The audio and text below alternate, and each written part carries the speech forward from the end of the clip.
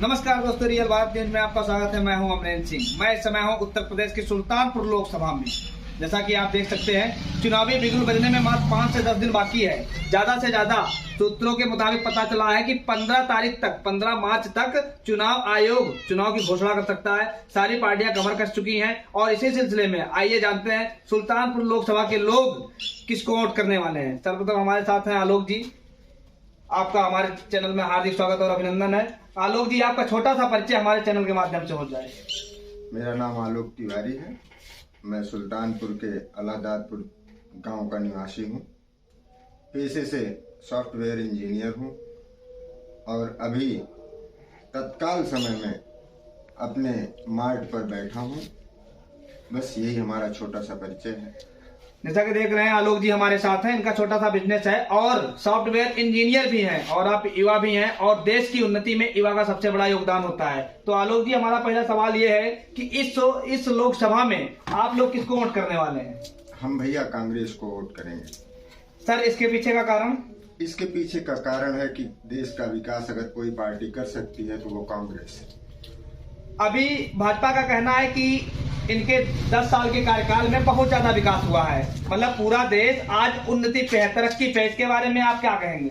मैं इसके बारे में यही कहूंगा कि केवल जुमला, झूठ और दलाली हो रही है भाजपा में, और कुछ नहीं हो रहा है। विकास का भी नहीं हो रहा है।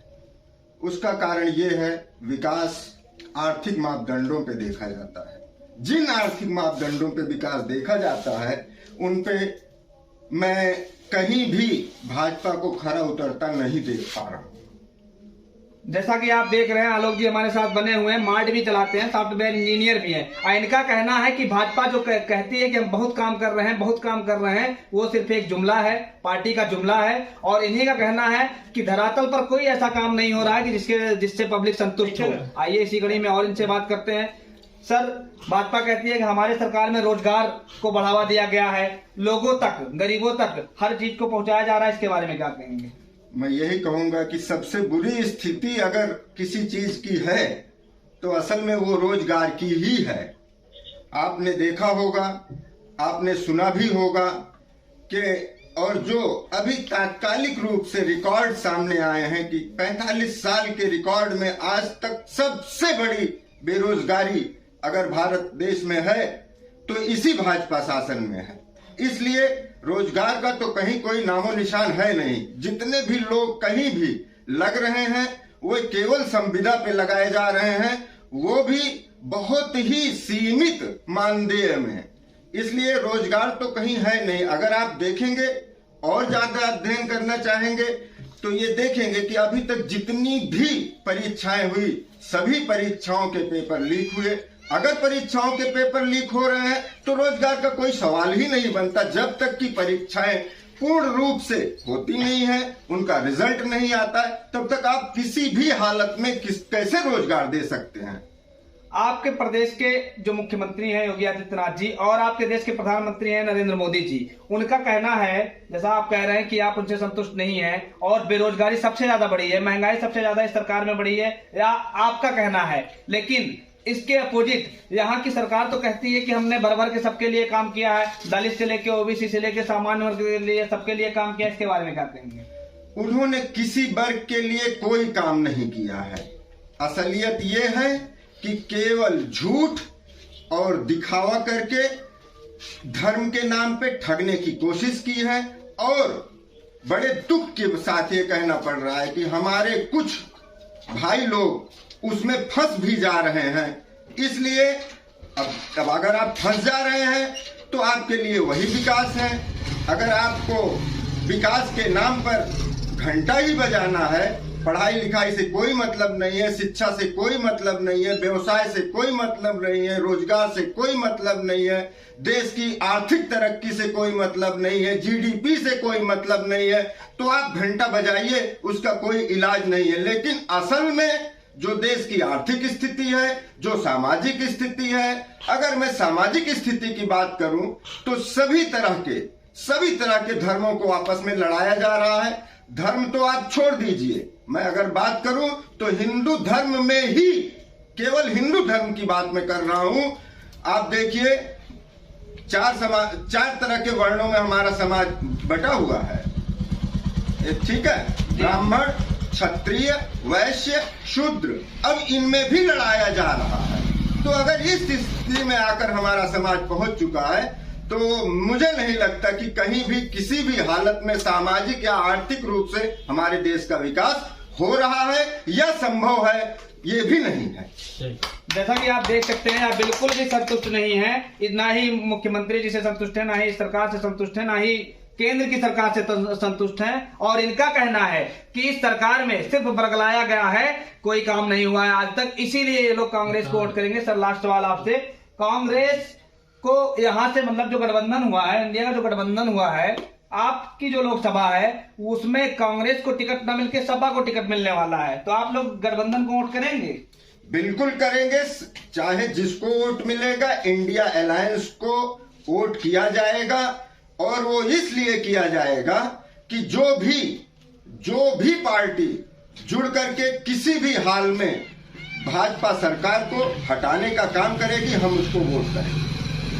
इनका कहना है कि गठबंधन का कोई भी प्रत्याशी आएगा उनको ये लोग खुलकर वोट करेंगे और यहां से गठबंधन के प्रत्याशी को भारी बहुमत से जिताने का प्रयास करेंगे, जिताएंगे और यहां से भेजेंगे। एक प्रश्न हमारा और है सर आपसे, अंतिम प्रश्न होगा यह हमारा आपसे कि भाजपा कहती है, सनातन धर्म प्रेमी कहते हैं कि अभी अयोध्या में राम मंदिर बना है, तो उसके बारे में वो कहते हैं कि राम मंदिर हमने बनाया है, हमने बनवाया है राम मंदिर, और राम मंदिर के लिए जरूर पब्लिक एक बार फिर से हमको वोट करेगी। इस पे क्या कहेंगे? देखिए, बिल्कुल राम मंदिर बना है, प्रभु राम का मंदिर है, स्वागत है। और आपकी जानकारी के लिए बता दूं, मैं राम मंदिर का ताला तो राजीव जी ने ही खुलवाया था और वो प्रक्रिया चल भी रही थी। अभी तत्काल समय में जो भी प्रक्रिया हुई है वो माननीय सुप्रीम कोर्ट द्वारा हुई है, उनके आदेश से हुई है, किसी सरकार के कहने से नहीं हुई है। हाँ, वो अलग बात है कि इसको वोट के रूप में फायदा उठाने का प्रयास किया जा रहा है। आप उठाइए फायदा, हमें उससे भी कोई दिक्कत नहीं है, लेकिन क्या ये इतना बता दीजिए कि जनता मंदिर जाकर के रोजगार पालेगी या मंदिर में घंटा बजा करके रोजगार पालेगी या मंदिर के सराउंडिंग एरिया में कुछ व्यवसाय करके रोजगार पालेगी? मैंने तो यहां तक सुना है कि उसके 3 किलोमीटर की सराउंडिंग एरिया में कोई जमीन पा ही नहीं रहा है, कोई कितना भी अपने आप को बलशाली धनाढ्य समझता हो। जी अच्छा सर, ये जानना है कि जैसा कि अभी मतलब ठीक है, सरकार अच्छा नहीं कर रही है, बेरोजगारी है, महंगाई है, सारी चीजें बढ़ी हुई हैं, तो इसके फलस्वरूप पार्टी को इतना वोट मतलब जनता का इतना प्यार क्यों मिल रहा है, इतना प्यार दुलार भाजपा के साथ क्यों है? कोई प्यार दुलार भाजपा के साथ भाजपा को जनता का नहीं मिल रहा है। जितने भी हमारे यहाँ हमने देखा है बसें आती हैं, सब पेड होते हैं, इतने इतने पैसे इनको दे दो, इतने इतने ये दे दो। सरकारी कर्मचारी लगे हुए हैं, सरकारी कर्मचारी का काम जो होता है वो देश के लिए होता है। सरकारी कर्मचारी का काम जनता को इकट्ठा करके वोट कराने का नहीं होता है। लोगों को पैसे दिए जाते हैं, समोसा खिलाया जाता है, चाय पिलाया जाता है, भीड़ बुलाई जाती है, जाकर के वहां रेला करते हैं, रेला करके लौट आते हैं। बस यही इतना प्रेम जो मुझे देखने में समझ में आ रहा है वो यही प्रेम है। मतलब जनता वोट नहीं कर रही है, मतलब तो वोट इनके पास आ कहां से रहा इतना?